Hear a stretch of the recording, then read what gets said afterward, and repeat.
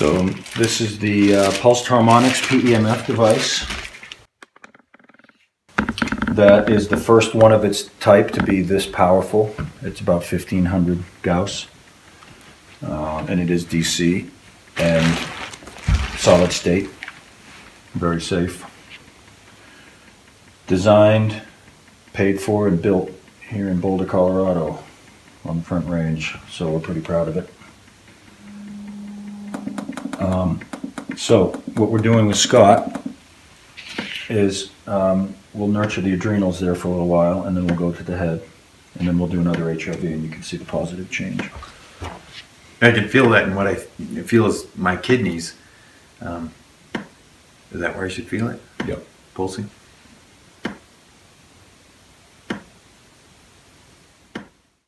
So intensities are very important. The reason I turned it all the way up is I just want you to feel the sensation, and I want you to notice where the awareness is. Can you actually point to that spot?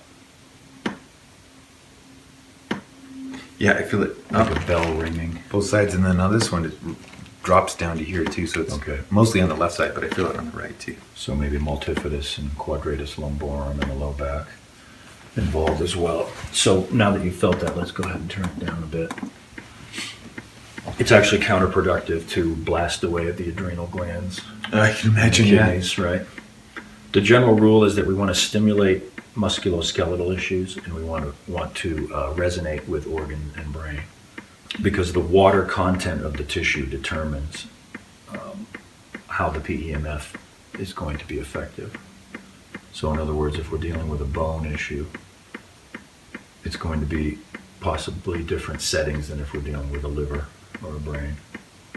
That makes sense. Yeah. Also, if we're trying to regenerate cartilage in the knee, for example, it's going to require typically higher intensities than dealing with an adrenal issue, which we just want to nurture and harmonize with.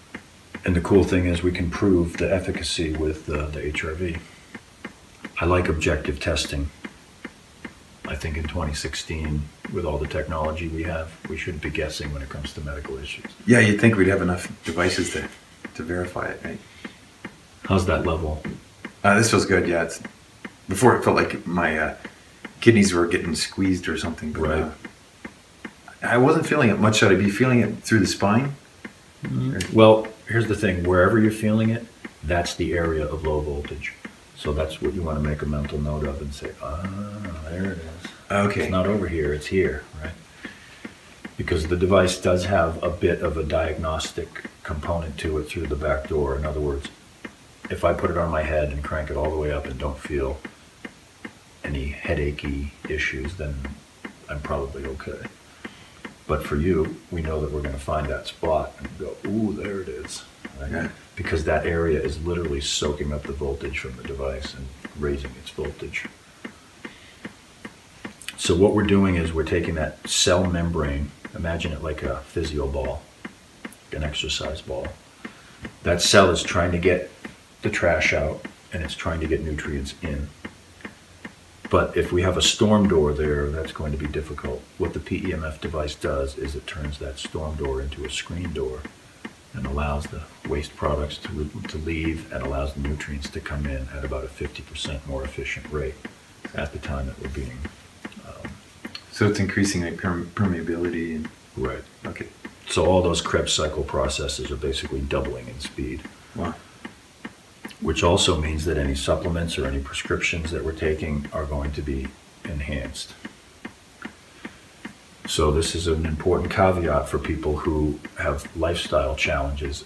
If you are a heavy coffee drinker or a heavy alcohol user or street drugs that are not positive, you're just going to add to the misery with the PEMF device. So that's important for people to know. That it's important to clean house before we attempt to use the device. Yeah, I can even feel it now through my arms too, but it's a kind of a little slight tingle. I see on the box it says certified space technology. What does that mean? We were invited to the Space Symposium, which is a very highbrow deal, because NASA has been testing PEMF for decades. It's part of their armamentarium against health issues, because pharmaceuticals don't have a good track record in space. They need a gravity environment to work. Oh, interesting. And also it's impractical to take a pharmacy up there. Yeah. So light and PEMF therapy are their two favorites, and we were able to get that stamp of approval from them, from Jack's relationship with NASA. And is that what they use for? I know there was a problem with bone degeneration because they weren't getting that impact from the gravity, right? Does this help with that as well? In Europe, PEMF is considered one of the two best osteoporotic treatments, along with whole body vibration therapy. Wow. So, but for the nervous system, the response, or the response of the body is almost immediate with this, because you're going to be able to test me and show. Yeah, we'll most likely see a positive shift in your adrenal glands. Wow. But as far as like joints and osteo problems, well, those things take longer. Yeah. However, we typically do see very positive changes from one treatment in terms of 20, 30, 80% reduction in pain, increase in range of motion, right? Wow. There's really nothing that PEMF doesn't positively enhance. If we could take our body apart and look at it like the back of a Swiss watch, an old Swiss watch that was mechanical, you'd see that some gears are going very slow because they're big, and then there's other little gears that are going medium, and then there's other tiny ones that are whirring around, right? Yeah. That's indicative of not only the chakra system, but also the organs. Okay. So the liver is super fast, just turning over all the time because of all the blood flow. Right. Right. But then you look at cartilage, very slow and big, right? So we need to take all that into account when we're attempting to make the shifts in the body appropriately. So ideally, the body should have multiple frequencies going on too, right? Rather than, I mean, I've heard some people say that we should be more in tune with the Schumann resonance of the plant, which is about 7.83 hertz. So those devices that are emitting that 7.83 hertz to get us more in touch with our natural electrical flow or energetic flow. What do you think of that? Is it? Well, that's what PEMF is attempting to do. It's attempting everything to artificially recreate that pulse. Mm. Not that every one of these pulses is 7.84, but Yeah. it's 7 to 15. And there is evidence that the Schumann wave is changing.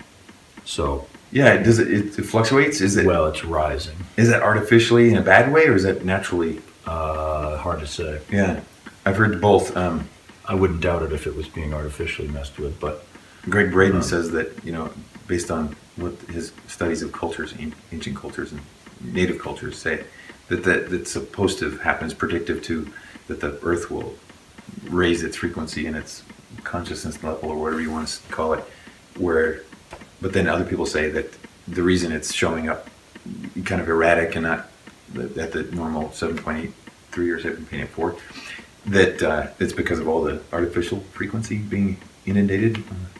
I'm sure that that's part of it. Probably the best person to seek the answers on that is Dan Winter. Yeah, that but he's hard to follow. Man, he's out there. I think that Patrick Flanagan would probably have some good things to say about that too. Yeah. Even Dr. Pollack. Okay, let's move this to the head now. Okay, so what I want you to do, we're going to turn it up all the way. And then I want you to just slowly move it to different portions of the head. And I want you to tell me where it hurts the most. I can feel it mostly in my eye and my eyelid, the right side. Okay. So let's make a note of that. Let's go up to the top now.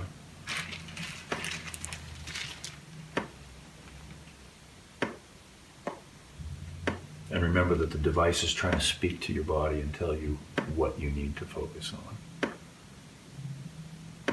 So if you're having any bell ringing, any inflammation being made known to you through the tactile response, then we know that that's the area where we need to focus. Okay, let's try the back. Anything going on the top? It was more down through the back of my ear, kind of down the neck a little bit. And so the back of the head? Yep. With the head in the center. There you go. There's an Archimedes spiral in that mat that has a very specific shape as it comes off of the wire. You sensing anything? Yeah, it's a pulsing like right here and then in behind the eyes and through the eyes. Okay, let's try the left side of the head. Oh. Well, that one I definitely feel. It's, okay. So we've hit pay dirt. This is what the Russians call the bullseye when they're talking about energy medicine. Huh. So now the important thing is to not blast away at your head. This isn't cartilage regrowth in the knee, right? Yeah. So we want to just gently move it toward a higher voltage state. Are you still feeling the pain at that intensity level? No. Okay.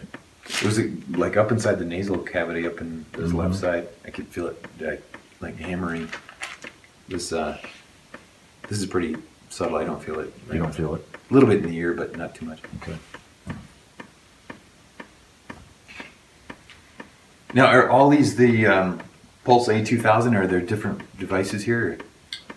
Well, there's one device, but 3 different attachments. I see. We've got this pad, and then we've We got have the mat, and then we have a coil, and then we have a fanny pack pouch. Oh. And that's for low back? Low back, thigh, Okay. abdomen. So for the head,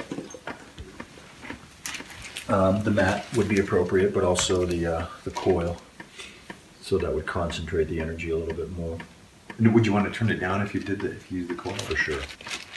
Let's spend a couple more minutes on the back side, and then we'll do another HRV. Do you know Roland and those guys from Heart Math Institute then? I do. Roland McCratty. Yeah.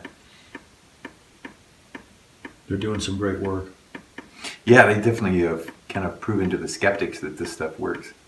And the whole idea that through their research, I think it was their research, wasn't it, that showed that the heart, for example, emits more of an electromagnetic field than the brain does?